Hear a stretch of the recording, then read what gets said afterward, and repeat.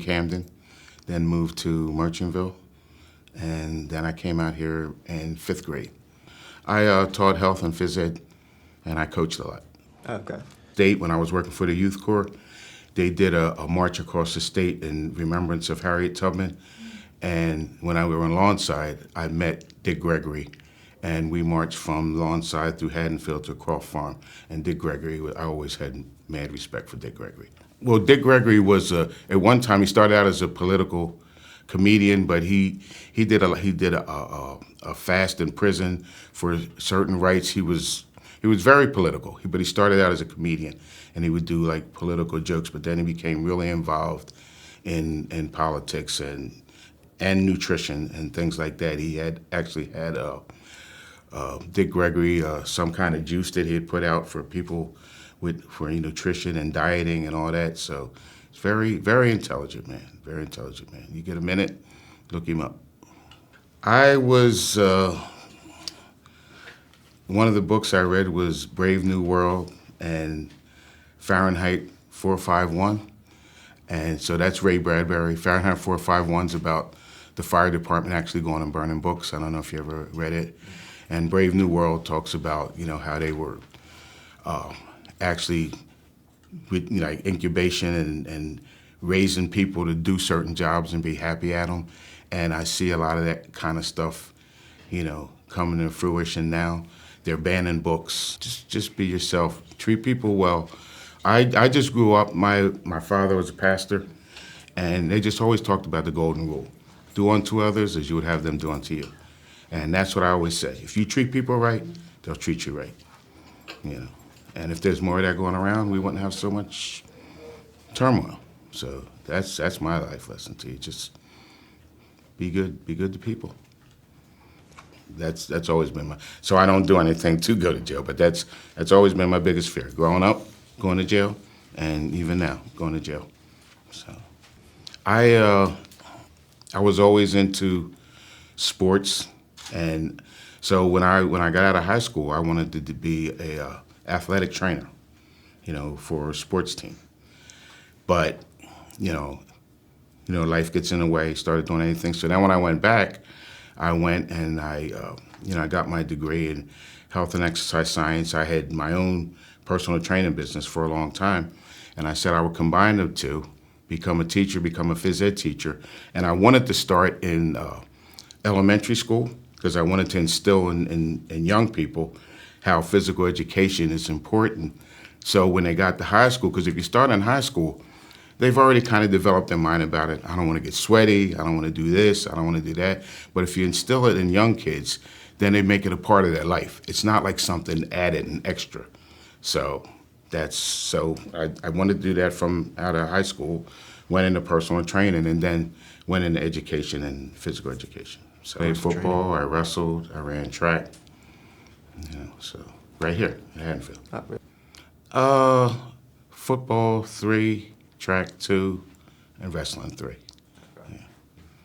And the reason I didn't do all 4 years is because when I was in school, the coaches had a thing. If there was a student, like if your brother had played ahead of you, and you came up and me and you were going, like say for running back, they would play you ahead of me because they knew your brother. And that happened with a lot of the black athletes in the school, and a lot of us didn't play for 4 years because we were disgruntled and discouraged. So I just wanted to put that out there. There were things that happened to me and different other people that just made us out and out quit and stop playing.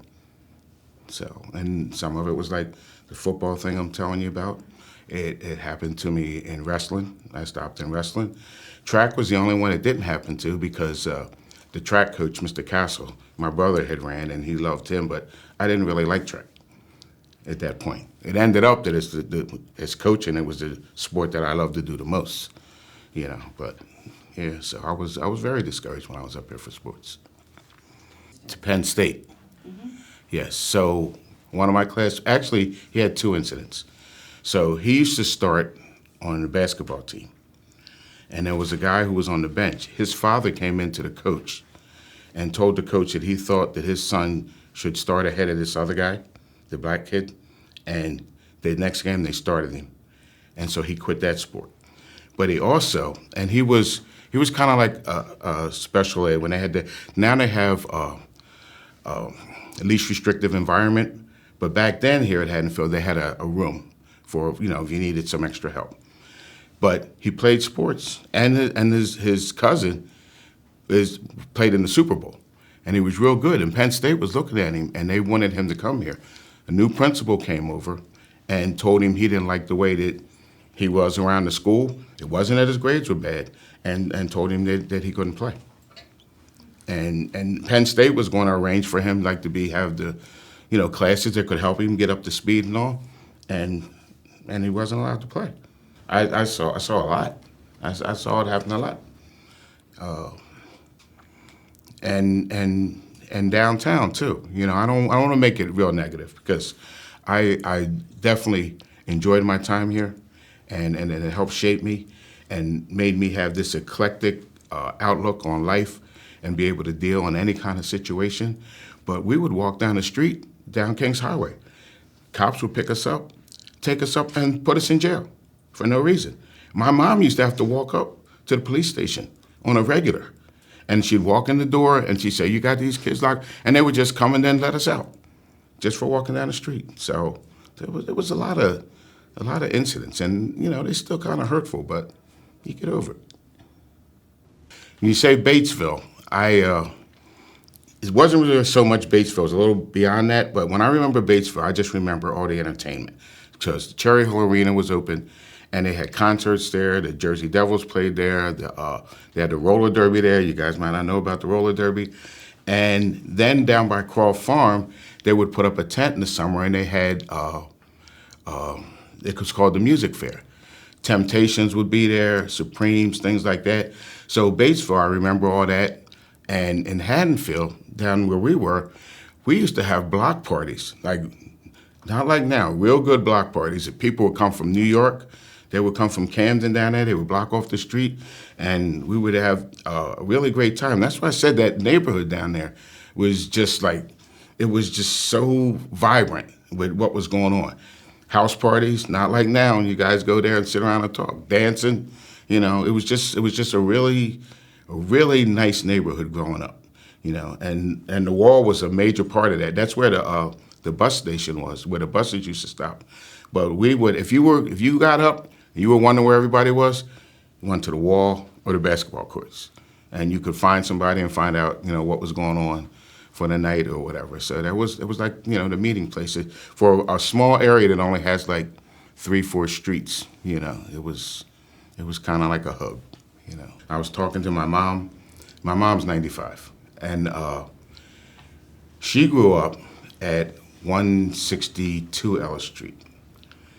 My great aunt lived at 164, and I just found out today that her mother, Mary Rodney, was the one that started the religious meetings at 164 before Mount Olivet Baptist Church. My grandfather was the preacher at Mount Olivet for years, and now my cousin has been the preacher there for, I think, the last 10 years or so. And that's on my father's side. And on my mother's side, who were related to the Stills and William Still and all them, and they used to be involved in the church too. They kind of were involved in a little bit of the design for the building of Mount Olivet Baptist Church. So yeah, my family's been involved in that church forever. William Still is who Harriet Tubman, you know who Harriet Tubman is, right? So Harriet Tubman, when she brought runaway slaves up here, William Still was with an organization in Philly, and he was a free slave, and he was a free black man. And she would bring them to William Still, and they would provide transportation and money for them to go elsewhere. Now, I don't know if you ever looked in the history books and ever heard of Henry Box Brown. Yeah. Henry Box Brown, he shipped himself to William Still. So William Still, they called him the grandfather of the Underground Railroad. And so we lived on 166 Ellis Street, was right on the corner. And when my grandfather was on his way to church, he came and snatched us up. There was no sleeping in. He snatched us up and took us with him. So I was raised in the church, coming up. because he was involved. And it's funny, they actually thought, one time we put on a play at the church, and it was kind of like a wedding, and I was the preacher. So my grandfather's kind of short and stocky, like me. Everybody thought I was going to grow up to be a preacher, after that. So, but yeah, he had a big influence. He made sure that we, went to Sunday school and knew what was going on. So, yep. Well, I have a lot of, and you guys know from the walking tour, I have a lot of family right down there in Haddonfield. And Jersey Joe Walcott, who was heavyweight champ of the world, he was my uncle. And I don't know any really deep stories from way back, except for William Stills and the Still relationship. Another part of my family is the Freemans. I went down to, they have when I was at the youth corps, they have a youth corps in Vineland, and they have a little building that they set up, and they had set it up for Black History Month with a lot of things. They had made a little box so you felt like what it was like when the slaves were on the ship. But they also had a book there, and it had the 3 most prominent black families in New Jersey.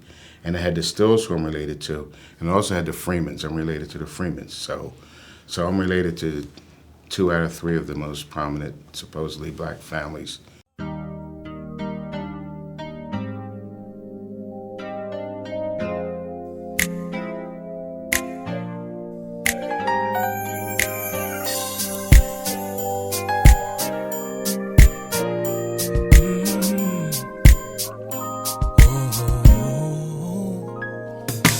Always be proud of what you've overcome, and always be proud of all the battles you've won, and always be proud of all of your darkest days, the tears you held back when you walked away, and always be proud of your mom and your dad, and whatever affair that they had. Always be proud of your very first kiss, and always be proud of every friend that you miss. Oh,